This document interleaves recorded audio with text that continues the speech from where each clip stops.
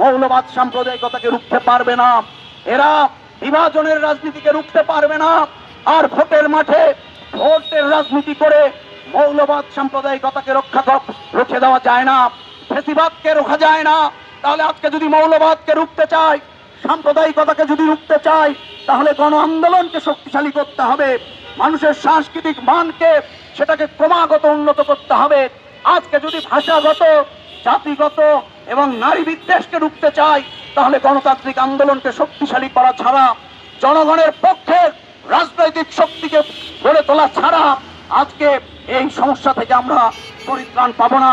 বন্ধুগণ, দেখবেন যে আমাদের যে বন্ধুরা নতুন বন্দোবস্তের কথা বললো, জুলাই গণঅভ্যুত্থানের সাথী তারা আমাদের সেই দলটা দেখুন কি নির্লজ্জ ভাবে তাদের নতুন বন্দোবস্ত একটা নীতিহীন ঐক্য তারা করেছে। সংসদের হচ্ছে 30টা মাত্র সিট। এই যে নীতিহীন ঐক্য, এই যে নীতিহীন ভোটের ঐক্য, সেই ঐক্য বাসদবাদী করে না।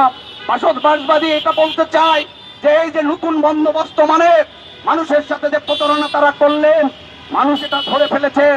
নতুন বন্দোবস্ত মানে নতুন রাজনৈতিক ব্যবস্থা তৈরি করা, পুরনো সমাজ ভেঙে নতুন সমাজ না গড়লে নতুন বন্দোবস্ত তৈরি হয় না। তাহলে আপনি পুরনো ব্যবস্থারই তাবেদারি করবেন, মানি মাসেলের রাজনীতি করবেন, আর বলবেন যে নতুন বন্দোবস্ত, ওই যে নতুন বদলে পুরনো মত পরিবেশন করার মতো করে মানুষকে বিভ্রান্ত করতে চাচ্ছেন। আপনাদের নতুন বন্দোবস্ত মানুষ বুঝে ফেলেছে। সংসদে 30 সিট হচ্ছে, আপনাদের হচ্ছে নতুন বন্দোবস্ত। কি দেখুন বন্ধুগণ, যেন তেন ভাবে যেন ক্ষমতাটাই যেতে হবে, মানুষের লড়াইয়ের কোনো দাম নেই। মানুষ দেখেন বন্ধুগণ কি নীতিহীন ঐক্য, যে ভোটে না জিতলে, সংসদে না গেলে মনে হয় রাজনীতিটা আর করা যাবে না। অথচ আমরা মজলুম জননেতা মাওলানা ভাসানীকে চিনি। মাওলানা ভাসানীর কোটি কোটি টাকার ব্যাংক ব্যালেন্স ছিল না। মাওলানা ভাসানীর ওই যে 5টা পাজেরও গাড়ি ছিল না, ঢাকা শহরে 5টা বাড়ি ছিল না। ওই যে মাওলানা ভাসানীর থাকতেন টাঙ্গাইলের সন্তোষে একটা কুড়ে ঘরে, একটা লুঙ্গি পরতেন, একটা পাঞ্জাবি পরতেন, আর মাথায় একটা তাল পাতার টুপি। এই ছিল মাওলানা ভাসানী। সমগ্র দুনিয়া জুড়ে লড়েছেন ভারতবর্ষ তথা দক্ষিণ এশিয়ার মুসলিম মানুষের অধিকার আদায়ের জন্য। ফলে বন্ধুগণ, আজকে যারা মানি মাসেলের ঝঞ্ঝানি দিয়ে, মানি মাসেল মিডিয়ার প্রচার দিয়ে জনগণের সামনে হাজির হয়েছে, জনগণ বিভ্রান্ত হয়ে তাদেরকে ভোট দিতে পারে, কিন্তু সেই ভোট দিয়ে জনগণের অধিকার প্রতিষ্ঠিত হবে না। বন্ধুগণ, এই মোড়ে দেখবেন যে আমার একটা ব্যানারও নেই, আসলে আমার সামর্থ্য নেই।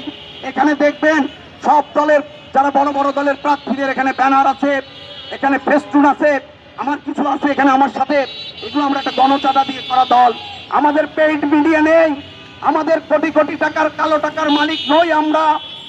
আমাদের এরকম বড় বড় শোডাউন নেই, কিন্তু আমাদের যেটা আছে সেটা আছে লড়াই করার তেজ।